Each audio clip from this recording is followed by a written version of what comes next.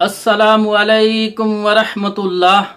मेरे दोस्तों, मेरे बुजुर्गों और सुनने वाली मेरी बहनों, आज आपके सामने ये मसला बयान करूंगा कि क्या गले में तवीज़ डालना, गर्दन में गले में तवीज़ लटकाना कैसा है, जायज़ है कि नहीं। तो मेरे भाइयों, इस मसले में हदीस है, हज़रत उकबा बिन आमर रज़ी अल्लाह ताला अन्हु बयान करते हैं कि रसूलुल्लाह सल्लल्लाहु अलैहि वसल्लम के पास एक वफ़द आया जो 10 अफराद पर मुश्तमल था। तो रसूलुल्लाह सल्लल्लाहु अलैहि वसल्लम ने उनमें से 9 की बैत ली, लेकिन एक की बैत से हाथ खींच लिया। तो 9 ने कहा, अल्लाह के रसूल सल्लल्लाहु अलैहि वसल्लम, आपने इनसे बैत क्यों नहीं ली। आप सल्लल्लाहु अलैहि वसल्लम फरमाया, इसके गले के अंदर तावीज़ है। तो उसने ये सुना तो उसने हाथ डालकर उस तवीज़ को काट कर फेंक दिया। तो फिर आप सल्लल्लाहु अलैहि वसल्लम ने उसकी बैत ली और फिर रसूलुल्लाह सल्लल्लाहु अलैहि वसल्लम ने फरमाया जिसने तवीज़ डाला उसने शिरक किया, जिसने तवीज़ लटकाया या गले में डाला उसने शिरक किया। मुस्नद अहमद जिल्द नंबर 4 सफ़ा नंबर 156 और मुस्तदरक हाकिम जिल्द 4 सफ़ा 219 के अंदर ये हदीस, इन दोनों किताबों में ये हदीस मौजूद है। और अल्लामा हैसमी रहमतुल्लाह मजमुअल ज़वाइद के जिल्द 5 सफ़ा 106 में लिखते हैं, इस हदीस के रावी सिक्का हैं। तो मेरे भाइयों, इस हदीस से पता चला कि तवीज़ वगैरह लटकाना शिरक है, गले में तवीज़ डालना शिरक है। हज़रत उकबा बिन आमर रज़ी अल्लाह ताला से रवायत है कि नबी करीम सल्लल्लाहु अलैहि वसल्लम ने फरमाया, जो शख्स तवीज़ लटकाता है अल्लाह ताला इसकी ख्वाहिश को पूरा ना करे, और जो शख्स सीपी लटकाए अल्लाह इससे आराम ना दे।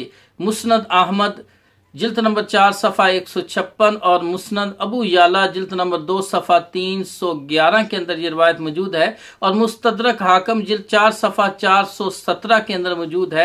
बहकी जिल्द नंबर 9 सफ़ा 350 के अंदर ये रवायत मौजूद है और इस हदीस की सनद सही है कि जो तवीज़ लटकाता है अल्लाह ताला, अल्लाह के रसूल ने फरमाया, अल्लाह उसकी ख्वाहिश को पूरा ना करे और उसे आराम ना दे। तो मेरे भाइयों, हुजूर सल्लल्लाहु अलैहि वसल्लम ने फरमाया, तिरमिज़ी शरीफ में रवायत है, मेरी शफाअत उसके लिए होगी जिसने शिरक ना किया होगा। तो मेरे भाइयों, तवीज़ लटकाना शिरक है और इसलिए शदीद एहतियात की ज़रूरत है, वरना कल क़यामत वाले दिन अल्लाह के रसूल की शफाअत से महरूम हो जाएंगे। हदीस के अंदर आता है, हज़रत अबू बशीर अल अंसारी रज़ी अल्लाह ताला से रवायत है कि वो रसूलुल्लाह सल्लल्लाहु अलैहि वसल्लम के साथ किसी सफ़र में थे। तो रसूलुल्लाह सल्लल्लाहु अलैहि वसल्लम ने एक ऐलान करने वाला भेजा। अब्दुल्ला बिन अबी बकर रहमतुल्लाह फरमाते हैं कि मेरा ख्याल है कि लोग अपनी ख्वाबगाहों में थे कि उसने ऐलान किया, खबरदार किसी ऊँट की गर्दन में तानत का पटा या कोई और पटा काटे बगैर ना छोड़ना। इमाम मालिक रहमतुल्लाह ने फरमाया, मेरा ख्याल है कि उन्होंने नजरे बद से बचाव के लिए ये पटे, ये गंडे वगैरह डाल रखे थे। सही बुखारी हदीस नंबर 3005, सही मुस्लिम हदीस नंबर 2115 और मोता इमाम मालिक जिल्द नंबर 1 सफ़ा 387 के अंदर ये हदीस मौजूद है। तो मेरे भाइयों, जानवरों के गलों में भी तानत पटे वगैरह नहीं डालने चाहिए, चाहे वो नजरे बद के लिए ही हों।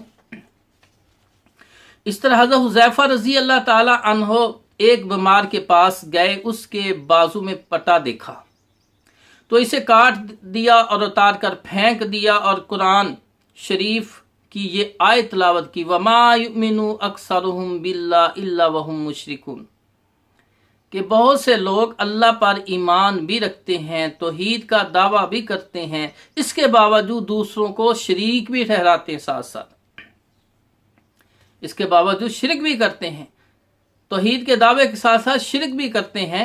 अक्सरियत की यह हालत है।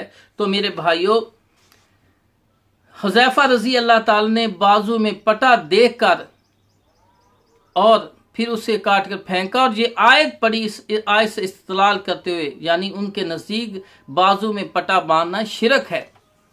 तो मेरे भाइयों, ये तफसीर इब्न कसीर जिल्द नंबर 4 सफ़ा 342 के अंदर रवायत मौजूद है। इसी तरह हज़रत अब्दुल्ला बिन मसऊद रज़ी अल्लाह ताला की बीवी जो है हज़रत ज़ैनब रज़ी अल्लाह ताला से रवायत है कि कहती हैं कि अब्दुल्ला बिन मसऊद रज़ी अल्लाह ताला अन्हु हमारे घर में जब भी घर में आते पहले खंगारते, खांसी करते, تاکہ گھر والوں کو پتہ چل جائے کہ وہ آ رہے ہیں، تاکہ کوئی ایسی چیز گھر والوں سے کوئی نہ دیکھ لے جو اس کو ناگوار گزرتی ہے۔ تو میرے بھائیوں کہتے ہیں ایک دن آئے، ایک بوڑھی عورت مجھے دم کر رہی تھی، جھاڑ پھونک کر رہی تھی۔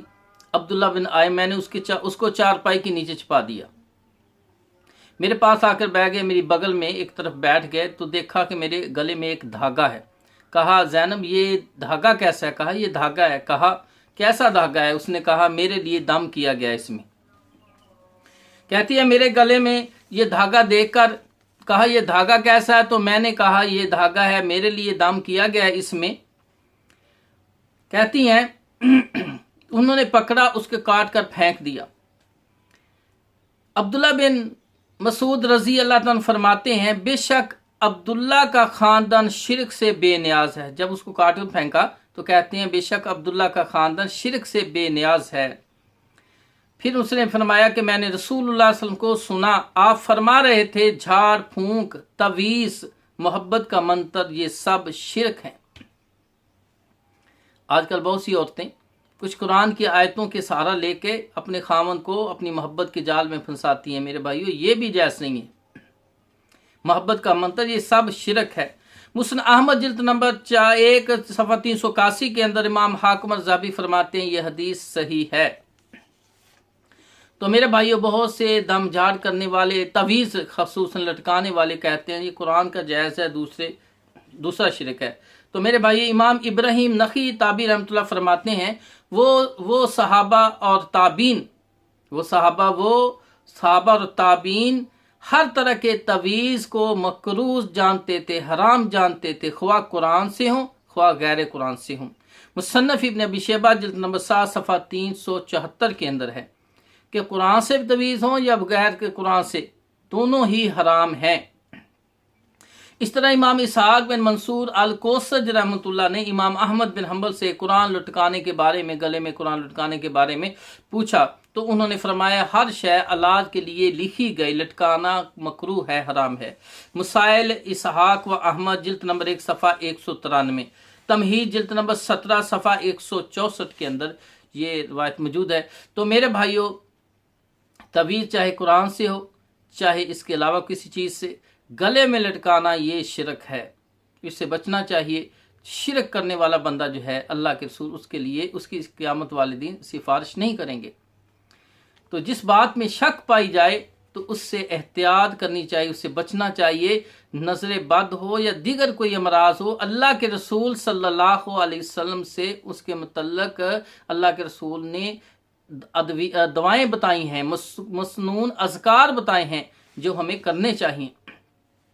آپ کے صبح شام کے اذکار جو ہیں یہ مختلف صورتوں میں، آپ نے کبھی بچوں پر دم کیا ہے، کبھی کسی مریض کے لیے شفائی کلمات کہے ہیں، تو صبح شام کے اذکار میں ہر طرح کے اذکار مل جاتے ہیں۔